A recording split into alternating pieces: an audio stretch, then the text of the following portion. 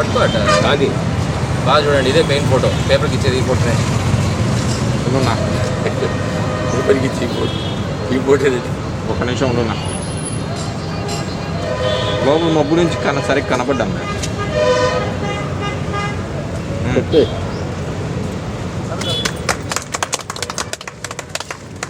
ఎందుకు ఇది సైడ్ పెట్టారు తలా గ్లాసు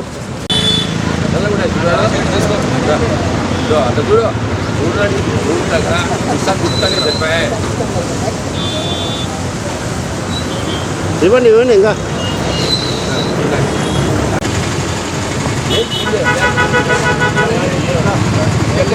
ఫ్యాక్టరీలో ఉంటే పొలం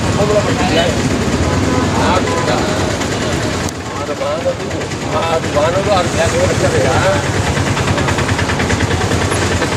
అవునా ఆగితానికి కూడా కొంచెం ఉండాలి ఏదన్నా. అవునా మబ్బులో ఏం కనబడుతుందా?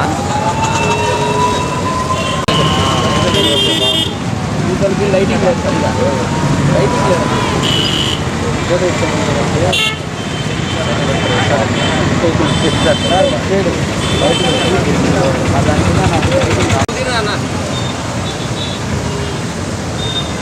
మంచి ఫోటో దిగు. సరే అన్న అనుకున్నాను.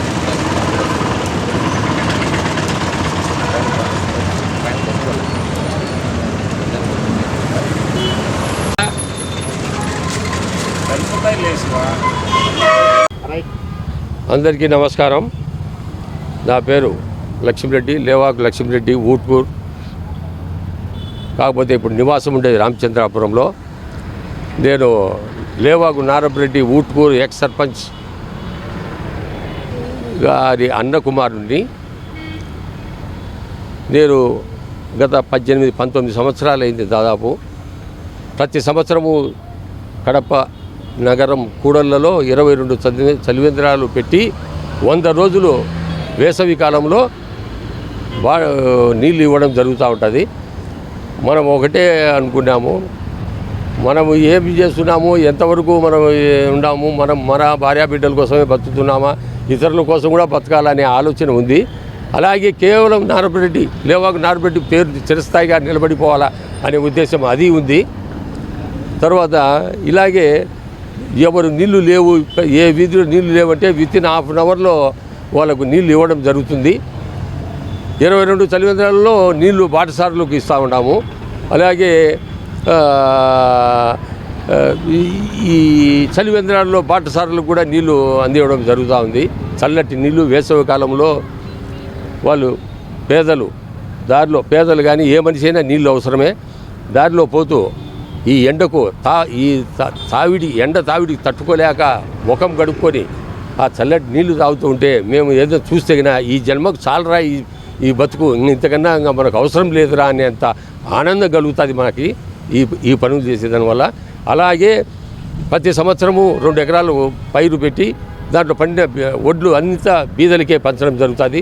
2 ఎకరాల్లో 2 గింజలు కూడా ఇంటికి తీసుకొని నేను అంతా ప్రజల కోసమే నాటడం, ప్రజల కోసమే ఇవ్వడం.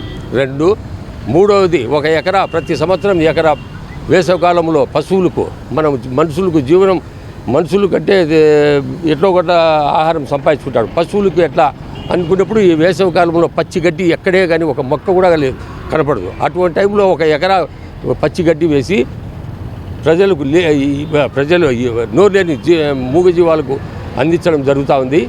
అలాగే ఎప్పుడు నా కారులో కానీ నా ఆఫీస్లో కానీ ఎప్పుడు చెప్పులు పెట్టుకుంటా.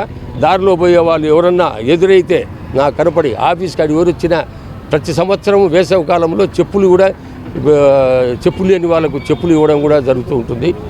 ఇంకా ప్రజల పెళ్ళిళ్ళు కానీ ఆరోగ్య విషయంలో కానీ మాకు చేతనైనంత సహాయం చేస్తున్నాం.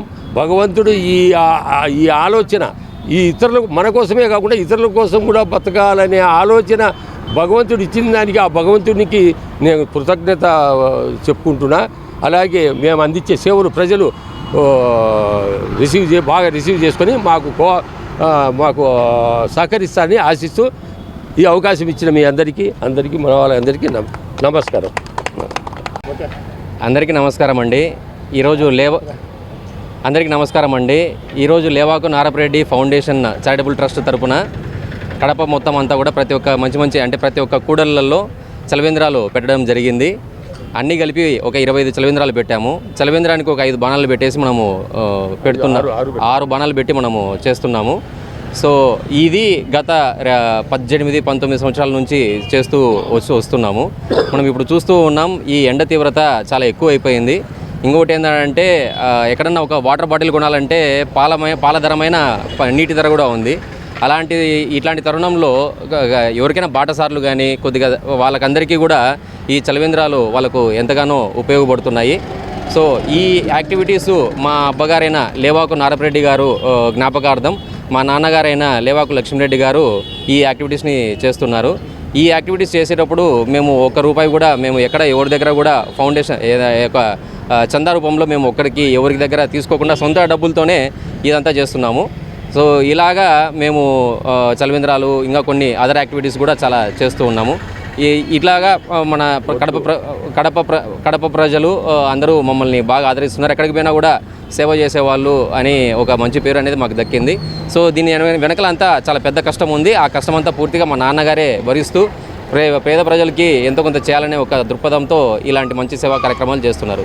రాబోయే రోజుల్లో ఇంకా మంచి కార్యక్రమాలు మేము చేస్తామని చెప్తూ సెలవు తీసుకుంటున్నాను. జై హింద్.